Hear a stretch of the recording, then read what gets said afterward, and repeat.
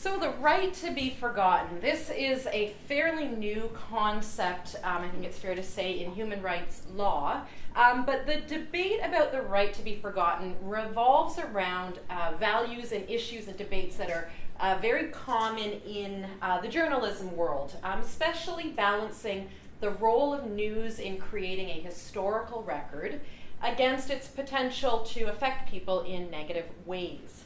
And the right to be forgotten, that phrase, in one sense is really the product of this era we're in of digital journalism, where news content can reach more people in more places and be far more enduring than anything that previous eras of journalism and free press had even contemplated. Digital journalism brings with it the potential to do more harm as well as more good. So before we embark on how the right to be forgotten can impact media interests, we have to understand what this right is. And defining it has been, it's been fairly nebulous. I've got on the screen different definitions that have been tried out over time. All of them seek to capture this idea that as individuals, we have the right to have our history, negative history, be left behind us in a way that the internet is not really designed to allow for. To have personal information about ourselves that we feel no longer reflects who we are as people and the role we play in society, to have that be left in the past in a way that can't haunt us in our present lives. Now this right, which is sometimes more, I think, more accurately called the right to obscurity rather than the right to be forgotten, has really manifested itself in a right to have factually accurate, truthful information that is nonetheless stale, irrelevant, inadequate, removed from online search engines. So the key here is that the underlying information is not removed. That's still out there in the virtual world somewhere, but it's harder for people to find. Now, the right to be forgotten is really a concept that has been born in Europe, based on a recognition there that people should retain some degree of control over the information that's presented about themselves over the internet and about their past. The European Union has a 1995 data protection directive that gives data subjects the right to require that a data collector rectify, erase, or block data if the processing of that data does not comply with the directive. In particular, because the data is incomplete or is inaccurate. And that comes from Article 12, which I've put up on the screen. So that's the root of this right to be forgotten. Well, what happened is in 2014, the Court of Justice of the European Union recognized a right to be forgotten that went, arguably, further than the directive ever contemplated. The backdrop here is there's a Spanish citizen by the name of Mario Costeja Gonzalez who tried unsuccessfully to get a Spanish newspaper to remove appropriately published articles about him. Some years earlier, he had been involved in bankruptcy proceeding, and he says this is no longer, it's true, it's not defamatory, but this bankruptcy proceeding is no longer relevant to my life. And I don't like the fact that when you Google my name, you see these articles. Please remove them.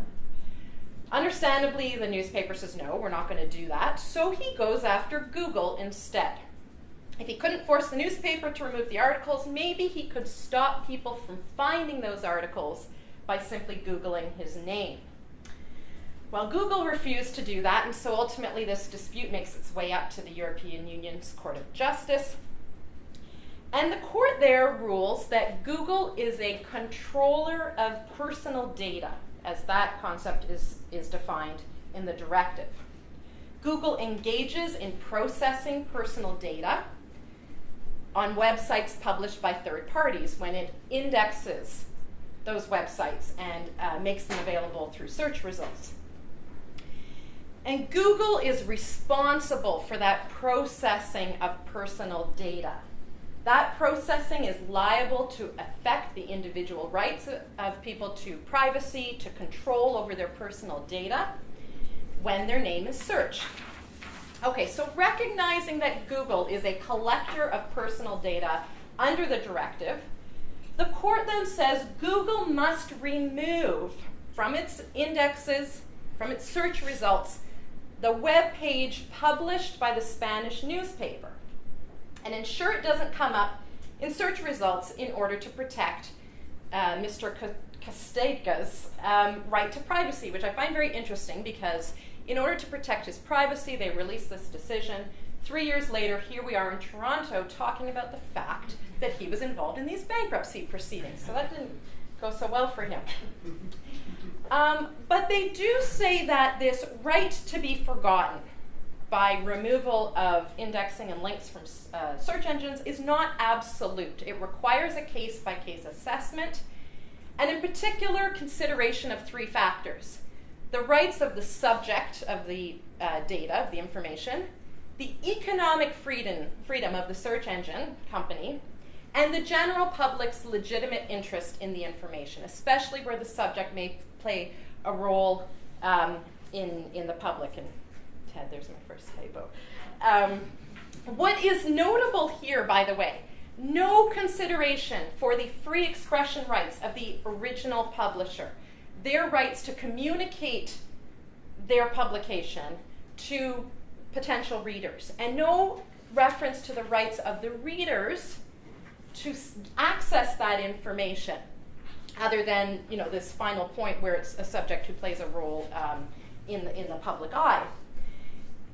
In fact, there was very little consideration at all given to free expression in the court's decision here, even though free expression is protected in the European Charter, and even though the court held that search engines play a decisive role in transmitting information, which you'd think that would naturally lead to at least some recognition of their free expression rights. Okay, well, what happened after the Google Spain decision? Essentially, in Europe, Google became the primary arbiter of individual requests for removal of information on the basis of the right to be forgotten. And that led to the most recent data I could find was as of October 2016, 620,000 website references removed from its indexing. Google became saddled with the task of interpreting and applying the court's decision to removal requests.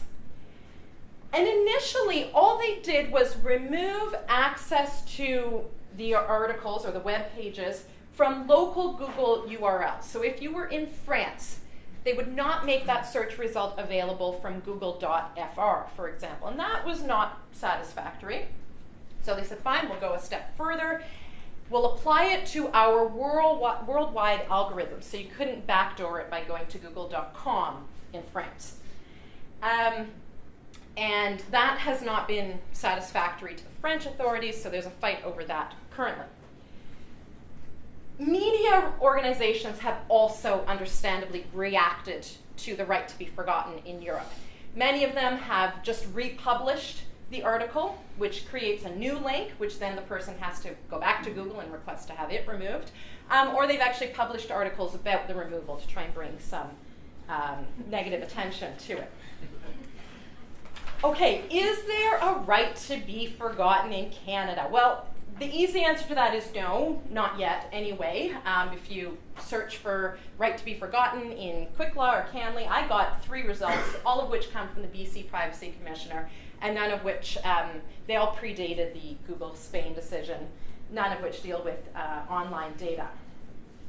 But why haven't we yet gone there? Well, I think we need to recognize the different cultural histories and contexts of Canada versus Europe. There is a deeper tradition of privacy protection in Europe stemming from the Napoleonic Civil Code, as well as the anti-fascist reaction to state surveillance in the first half and middle of the 20th century. Canada and other common law jurisdictions, while we certainly respect privacy rights and autonomy, generally in circumstances where they conflict with free expression or other fundamental values, those other values have prevailed. There has been a vigorous debate since Google Spain as to whether we ought to or could recognize a right to be forgotten in Canada, and I can't, in the 12 minutes I've been given, really wade into that debate. But I'll say that the right is not without its challenges in Canada. PIPEDA, or federal privacy legislation, has different features than the European directive, although they both exempt material processed or used for journalistic purposes. In a 2011 case from the Supreme Court called Crooks and Newton, the Supreme Court says hyperlinking to another website is not in itself publication, so that is an arrow in the quiver of those arguing against a right to be forgotten here. And there's certainly compelling arguments that legislation requiring a search engine to de-index other websites can violate our free expression as guaranteed in our charter, particularly when the underlying website comes from a news organization. It can implicate the news media's right to free expression, freedom of the press. It can implicate the rights of readers to be able to know and access and read that information, and potentially also the search engine's right to, or freedom of expression. At least I'd carve out, Google News, if not all of Google.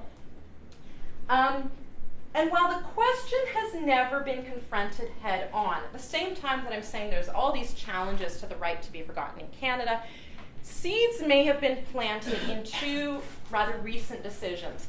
One from the federal court in a case called AT and Globe 24H. And that case involved a privacy complaint against a Romanian website that was taking all of the decisions published on Canly, putting them on their own website, and then making them indexable by search engines. And so someone who's involved in a Canadian lawsuit, their name gets Googled, won't pull up the Canly page with that decision, but would pull up the Globe 24H page with that decision.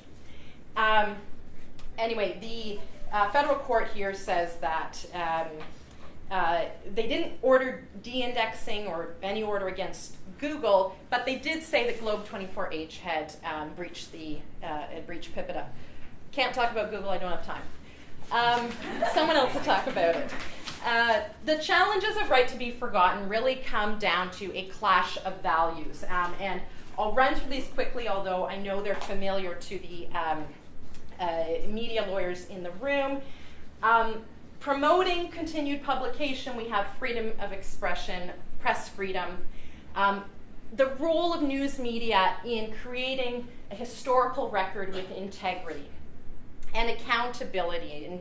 And we know that newspapers go to great lengths to verify their sources. They have a strong preference for named sources, and right to be forgotten can get in the way of all of those journalistic values. At the same time, removing material may be supported by privacy interests, by harm reduction, especially children or other vulnerable peoples, and redemption, this idea that maybe we all deserve a second chance. Maybe if something bad has happened years ago in your life, you should have an opportunity to move on from that.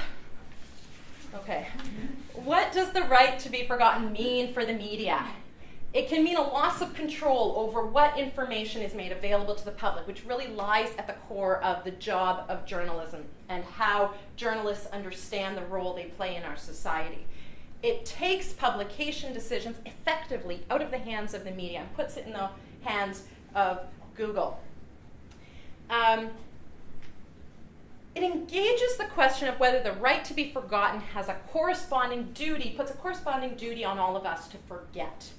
If Google de-indexes your article? Do you have a duty not to republish that article because, hey, they have a right to be forgotten and I've got a duty to forget them? There's an impact on news media of a loss of access to or by readers, and you need to make efforts to reassert control over publication, potentially long after the initial publication decision. I do think there needs to be a recognition that news media have to adapt to the realities of online journalism, its extended reach, the permanence of the internet. The internet never forgets, and we see this with politicians whose past has come up to haunt them. And ultimately, I think that news media are well advised to be more proactive pre-publication to try and avoid this problem of de-indexing, ensuring that their articles impact privacy as little as possible while still communicating the story. And potentially, I know that you folks from CBC won't like me saying this, but at least considering informed consent protocols, where journalists are proactive in talking to their sources about the potential risks of speaking to a reporter, going on the record down the road, and if you get informed consent on the front end, it may not lead to a removal request down the road. I'm way out of time, so thank you all.